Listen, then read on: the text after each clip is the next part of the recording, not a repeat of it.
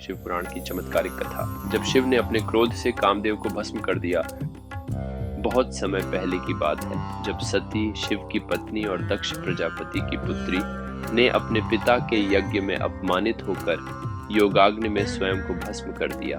उस वियोग में शिव इतने शोकग्रस्त हो गए कि वे संसार से बिल्कुल विमुख हो गए। उन्होंने ध्यान में बैठकर स्वयं को एकांत में कर लिया, न कोई संवाद, न कोई सृष्टि से संबंध। दूसरी ओर संसार में अधर्म और राक्षसी शक्तियां दिन प्रतिदिन बढ़ने लगी। ताड़कासुर नामक राक्षस, जिसे वरदान मिला था कि उसे केवल शिव और पार्वती के पुत्र से ही मारा जा सकता है, हर ओर आतंक फैला रहा था। पर समस्या ये थी, शिव तो तपस्या में लीन थे और सती अब इस संसार में नहीं थी, तो पुत्र कहां से होता? अब देवताओं के पास कोई उपाय नहीं था।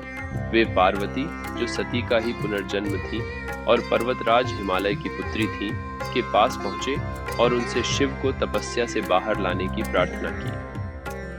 पार्वती ने शिव की सेवा, भक्ति और तपस्या शुरू कर दी, परंतु शिव अडिग थे, तप से टस से मस नहीं हो रहे थे। तब देवताओं ने आखिरी उपाय सोचा, कामदेव को भेजा गया, प्रेम के देवता को। उद्देश्य शिव के तप को तोड़ना।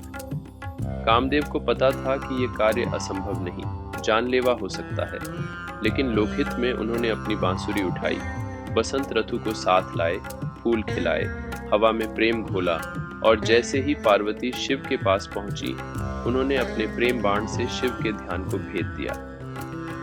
शिव ने नेत्र खोले, उनकी आंखों में थी तीव्र अग्नि, क्रोध की ज्वाला, रौद्रता का असीम रूप। उन्होंने तीसरी आंख खोली और एक ही क्षण में कामदेव भस्म हो गए। देवता कांप उठे, प्रकृति सिहर गई और पार्वती का चेहरा पीला पड़ गया। लेकिन उस अग्नि में भी पार्वती की भक्ति और समर्पण जिंदा रहे। उन्होंने हार नहीं मानी। उन्होंने वर्षों तक कठोर तपस्या की, न अन्न न जल, सिर्फ ध्यान और शिव का नाम। अंततः शिव ने उनकी तपस्या से प्रसन्न होकर उन्हें स्वीकार किया।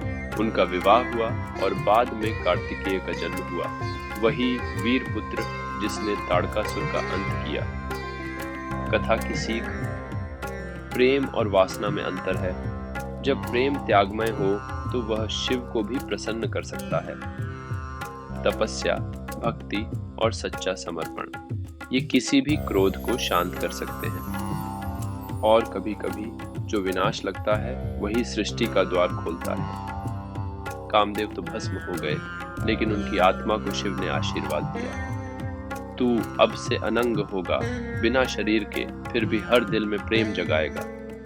और आज भी जब दिल धड़कता है, किसी को देखकर मन मचलता है, समझ जाना कामदेव बिना शरीर के भी अपना काम बखूबी कर रहे हैं।